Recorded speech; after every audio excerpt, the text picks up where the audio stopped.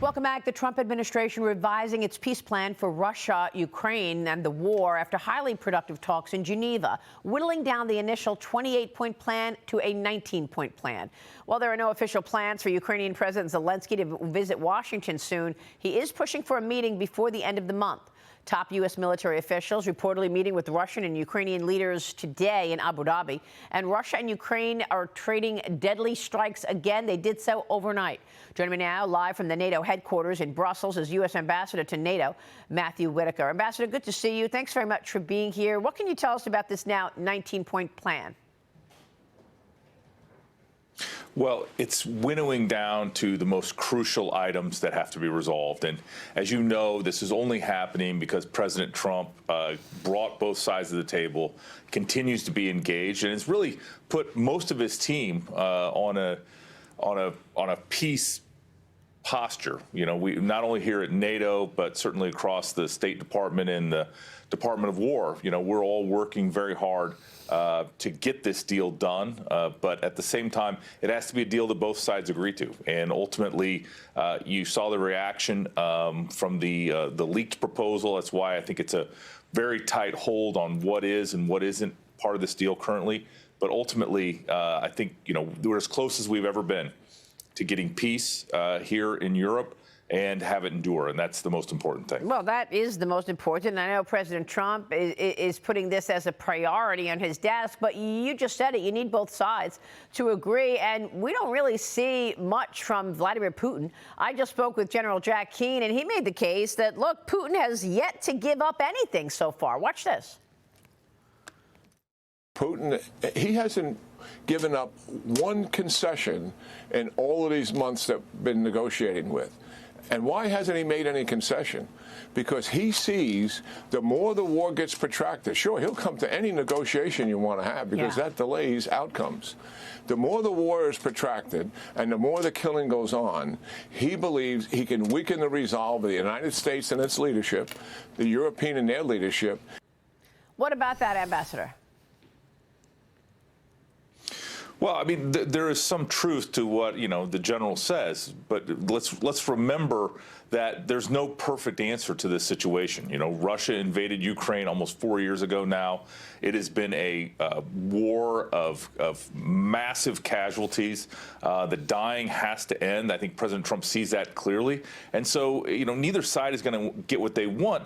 And we don't know until we have a deal that's hammered out who's giving up what. I mean, certainly the Russians have a stronger position on the battlefield. You know, they're making small tactical gains every week, but you know, that's not how the rules-based order works. And ultimately, you know, unless Europe and the United States decide to, you know, take a different tack, this is where we end up, is negotiating a peace deal from the reality. And I think, you know, we can all live in what-if worlds, but we have to live in the real world. All right, we'll keep watching that. I mean, in terms of what we're going to see from the Russia side.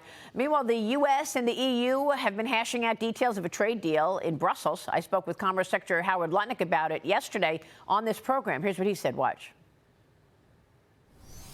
Do you expect anything changes from the deal that President Trump struck back in the summertime with the Europeans? Are the tariffs going to change in any way as a result of your trip? I think we're here to enhance it. We're offering them, we can extend and grow the deal and make it better and help Europe on all the areas that they're interested in. You know, they're interested in expanding in steel, and we want the help in digital. We want the help in diesel. These kind of trade deals breathe. And what you do is you send over your trade team to make it bigger, to make it better, and to make it stronger for us both. And that's why we're here talking about it. Me and Ambassador Greer are here, and we're talking through all the issues to make this deal ever bigger and ever stronger on the back of the amazing deal that Donald Trump set in July in Scotland. Matt Whitaker, what about that? I mean, the president has used tariffs so effectively. Are you expecting any changes to the trade deal? Well, as Secretary Lutnick said, the EU is a great partner.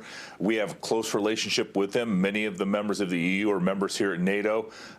We share oftentimes, history going back hundreds of years. And ultimately, if you look at the planet and you look at who we should align with, the Europeans are an obvious and natural trading partner. We just need to make sure, again, that trade is fair and free. And, I'm sure Secretary Lutnick pushed those things. And, the United States brings a lot of advantages to the global trade world. And we need to make sure that there are not barriers to our entry to markets, and that we have opportunities for our farmers and our technology and other markets so that we can sell our stuff worldwide, and make sure that it's, again, free and fair. And I guess our European NATO allies are also watching Russia and the Ukraine war and knowing that they want to ensure that there's security in the region.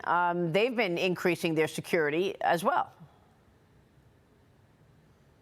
Yeah, certainly the defense industrial base here in Europe cannot produce enough to, supply Ukraine. And so that's why, we've had our initiatives that I've been working on personally.